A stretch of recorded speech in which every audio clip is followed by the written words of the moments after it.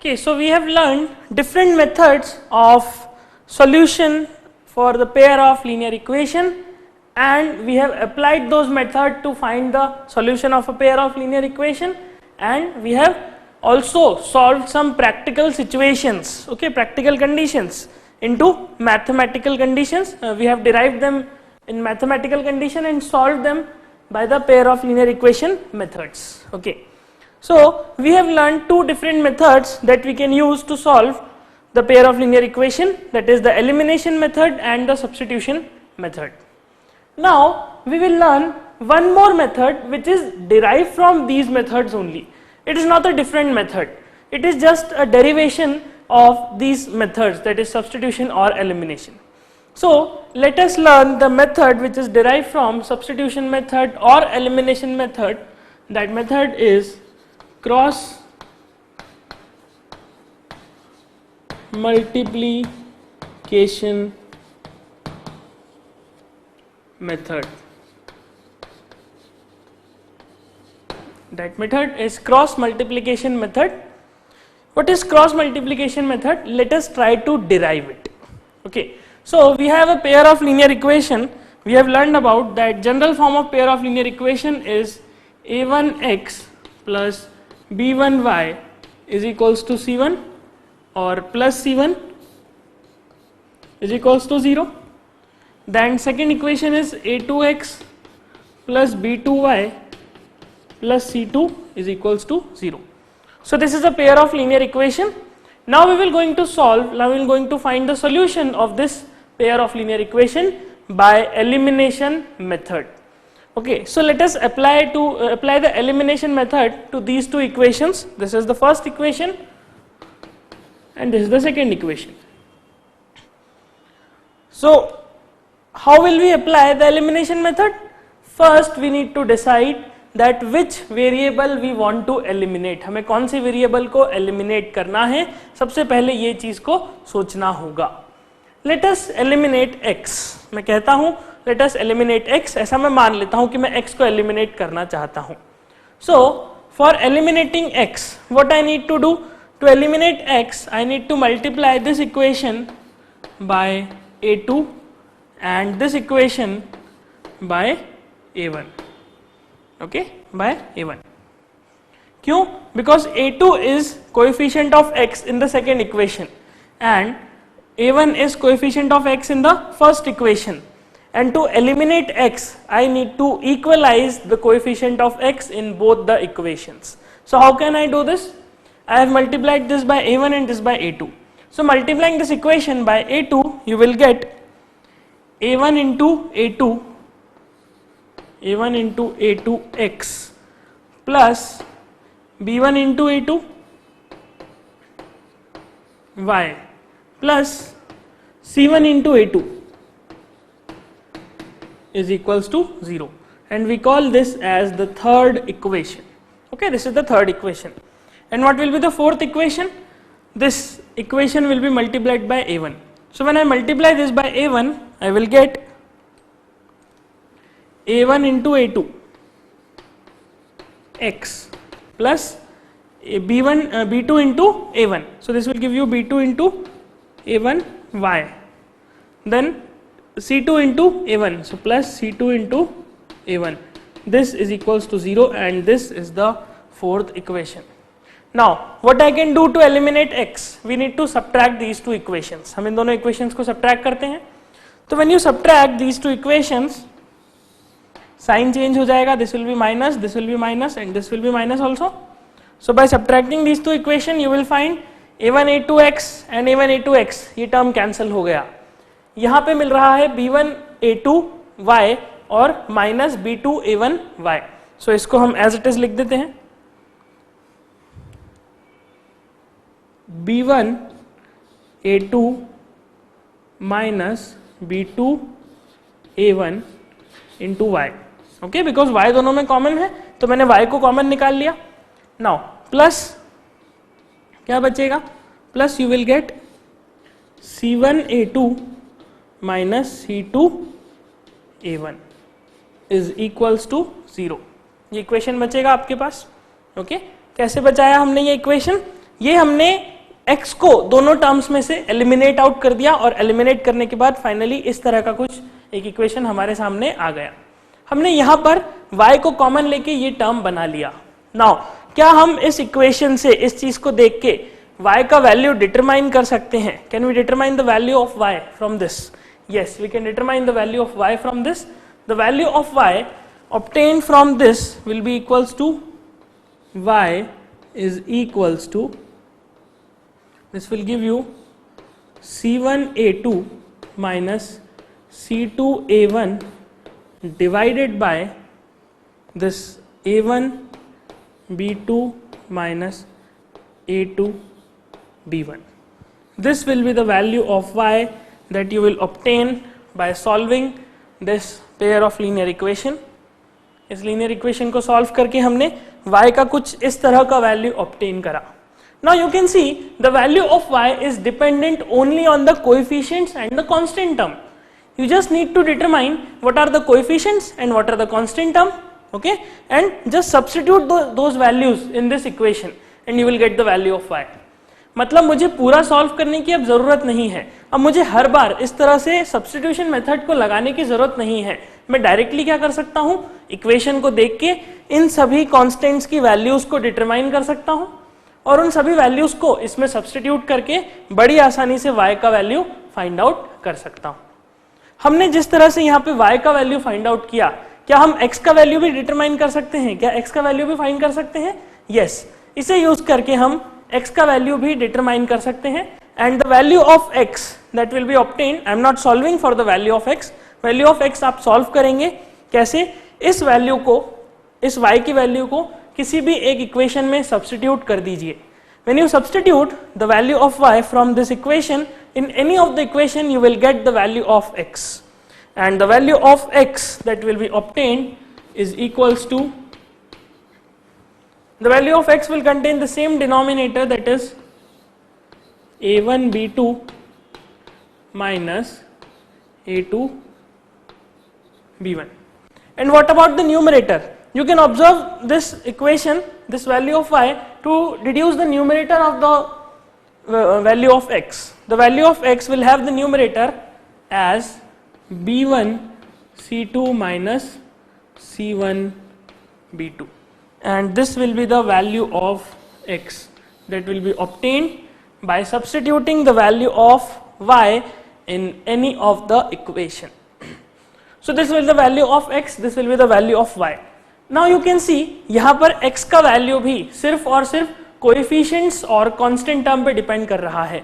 मतलब अगर मुझे इन सब का वैल्यू मालूम है तो मुझे बिना कोई इक्वेशन, बिना कोई मेथड को अप्लाई किए डायरेक्टली यहाँ से मैं पता लगा सकता हूँ कि x का वैल्यू क्या है और यहाँ से मैं पता लगा सकता हूँ y का वैल्यू क्या है, सिर्फ इक्वेशन को देख के, विदाउट एनी सॉल्यूशन। कोई खास सॉल्यूशन नहीं करना, सिर्फ वैल्यूज उठा के सब्स्टिट्यूट करनी है और आसानी से डिटरमाइन हो जाएगा। ओके, तो मेथड क्या है? मेथड यही है, that is the value of x and value of y। Now ये जो x और y का वैल्यू आया यहाँ पर, यू कैन सी कि दोनों में कांस्टेंट, दोनों में जो डिनोमिनेटर है वह डिनोमिनेटर बिल्कुल सेम है। Now since denominator is same, we will have some conditions associated with this solution, with this values of x and y. So let us learn the conditions. The conditions that are associated with these values. The first condition is if a1 b2 minus a2 b1 is not equal to 0. Now ये जो denominator है a1 b2 minus a2 b1, अगर ये non zero है, if this is non zero, if a2 b1 minus a1 b2 minus a2 b1 is non zero, then you can see कि अगर हम इसको सिंप्लीफाई करें, इस टर्म को वहां लेके चले जाएं, so you will get a1 upon a2 is equals to b1 upon b2. You will get this value, a1 upon a2 is equals to b1 upon b2. This value is not equal to b1 upon b2. Now इस condition को देख के हम बता सकते हैं कि इस पेयर ऑफ लीनियर इक्वेशन के कितने सॉल्यूशन होंगे। इस चीज को हमने डिस्कस किया है, बहुत अच्छे से डिस्कस किया है और बहुत अच्छे से क्वेश्चंस भी सॉल्व किए हैं। Now a1 upon a2 is not equal to b1 upon b2, इसका क्या मतलब? If a1 upon a2 is not equal to b1 upon b2, then I will say that this pair of linear equation will have unique solution. Okay, this pair of linear equation will have unique solution, मतलब सिर्फ और सिर्फ एक ही solution exist कर रहा होगा, एक से ज्यादा सॉल्यूशन एग्जिस्ट नहीं करेगा. ओके, एक solution, not more than one. Okay, it means graphically ये क्या रिप्रेजेंट कर रहा होगा? Graphically this will represent two lines, two straight lines which are intersecting at single point, एक दूसरे को कट कर रही है एक पॉइंट पे. ओके, नाउ ये थी फर्स्ट कंडीशन. यहां पर इस फर्स्ट कंडीशन का मतलब x और y की यूनिक वैल्यूज आपको मिल जाएंगी जब आप इसमें इनको सब्स्टिट्यूट करेंगे. Second condition is if a1 b2 is minus a2 b1 is equals to 0 and a1 upon a2 is equals to b1 upon b2 is equals to c1 upon c2. If this is the condition कि a1 minus a1 b2 minus a2 b1 0 हो जाता है और a1 upon a2 b1 upon b2 और c1 upon c2 equal हो जाते हैं, then हमने ये कंडीशन सीखी थी कि अगर ऐसा होता है a1 upon a2 b1 upon b2 और c1 upon c2 बराबर हो जाए, then we will say this pair of linear equation will have infinite solution. हमने इसके लिए कंडीशन सीखी थी इनफाइनाइट सॉल्यूशन की. Okay, we have learn the condition of infinite solution. Infinite solution मतलब the graph will represent two equations which are coincident. Okay, coincident, the two straight lines will be coincident in the representation by graph. Okay, so this is the second condition. Third condition that we have, third condition is if a1 b2 minus a2 b1 is equals to 0 and a1 upon a2 is equals to b1 upon b2 but is not equal to c1 upon c2. मतलब a1 upon a2 b1 upon b2 के बराबर है लेकिन c1 upon c2 के बराबर नहीं है. In that case what we will say, if this is the condition and we have learned this condition, ये कंडीशन कब होती है? This condition is for no solution. ये कंडीशन होती है नो सॉल्यूशन के लिए. नो सॉल्यूशन मतलब इन दोनों इक्वेशन से कोई भी यूनिक सॉल्यूशन ऑब्टेन नहीं हो सकता.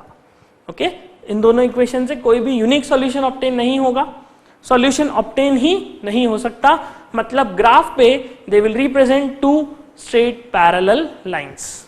नाउ यू कैन सी कि जो सेकेंड कंडीशन है और थर्ड कंडीशन है इसमें एक खास बात है. खास बात ये कि a1 b2 minus a2 b1 0 है और यहां पर भी a1 b2 minus a2 b1 0 है. नाउ जस्ट थिंक कि ये जो a1 b2 minus a2 b1 वाला टर्म है, ये टर्म x और y दोनों के ही डिनोमिनेटर में आ रहा है. अगर डिनोमिनेटर में 0 आता है then what we will say, what is 1 upon 0? If I write 1 upon 0, 1 upon 0 is not defined. मतलब किसी भी चीज के डिनोमिनेटर में अगर 0 आता है मतलब वो डिफाइंड नहीं है, उसको सॉल्व नहीं किया जा सकता. तो उसी तरह से अगर यहां पर x और y के डिनोमिनेटर में भी 0 आता है देन आई विल से कि x और y की वैल्यूज नहीं निकाली जा सकती. अब अगर x और y की वैल्यूज नहीं निकाली जा सकती मतलब क्या? आई विल से कि अगर a1 b2 minus a2 b1 0 है और साथ में ये कंडीशन भी होल्ड कर रही है तब तो इनफाइनाइट सॉल्यूशन है. हमें नहीं पता कि सॉल्यूशन क्या है लेकिन इतना जरूर पता है कि इनफाइनाइट पॉसिबल सॉल्यूशंस होंगे. एक सिंगल सॉल्यूशन नहीं होगा, बहुत सारे सॉल्यूशन होंगे. अगर a1 b2 minus a2 b1 0 है और साथ में ये कंडीशन भी होल्ड कर रही है देन आई विल से कि सॉल्यूशन होगा ही नहीं, क्योंकि ये दोनों पैरेलल लाइंस को रिप्रेजेंट करेंगी, इनका यूनिक सॉल्यूशन पॉसिबल नहीं है. Okay, that is no solution. So this is the conditions for the cross multiplication method. Now there is a question why this method is known as cross multiplication. हमने तो simple substitution method apply किया, simple elimination method apply किया और उसकी मदद से x और y का वैल्यू फाइंड आउट किया. Then where is the cross multiplication? यहाँ पे cross multiplication कहाँ है? So let me remind you, cross multiplication is at learn cross multiplication जो होगा that is use to learn the value of x and y। अगर हमें x और y की वैल्यूज को देखा जाए यहाँ पे तो यू विल फाइंड x और y की वैल्यूज काफी ज्यादा बल्की हैं, काफी ज्यादा बड़ी हैं। So it is very difficult to remember these values. इसीलिए हमने क्या करा, हमने एक सिंपल मेथड लगाया, हमने एक सिंपल सा फिनोमिना बनाया कि हाँ x और y की वैल्यूज को याद रखने के लिए कैसे याद किया जा सकता है। So I am going to tell you the phenomena, the method by which you can learn the values of x and y। कैसे याद कर सकते हैं x एंड y की value? Now observe this very carefully. एक तरफ हम लिखेंगे x, दूसरी तरफ हम लिखेंगे y and then I will write 1। ओके, this is x, y and 1। Now x, y और 1 जब आपने लिखा तो इसके दोनों तरफ इनके बीच में इज इक्वल टू का साइन लगा दिया, इज इक्वल्स टू का। ओके, नाउ उसके बाद तीनों के नीचे डिवीजन का साइन लगा दिया। ओके, दैट इज अपॉन वाला साइन। नाउ ये साइन लगाने के बाद हमने यहां पर लिखा b, यहां पर लिखा c, यहां पर लिखा a और यहां पर लिखा b। Okay, b c a and b, b c a and b। b का मतलब हम इस b के नीचे लिखेंगे b1 b2। इस c का मतलब हम c के नीचे लिखेंगे c1 c2। इस a का मतलब हम a के नीचे लिखेंगे a1 a2 और इस b का भी मतलब हम इसके नीचे b1 b2 इस तरह से लिखेंगे। Okay, now I will say this b1 b2 c1 c2 जो हमने लिखा है इसके नीचे b c a b sequence में। Okay, you need to remember what, आपको सिर्फ ये सीक्वेंस याद रखना है b c a b।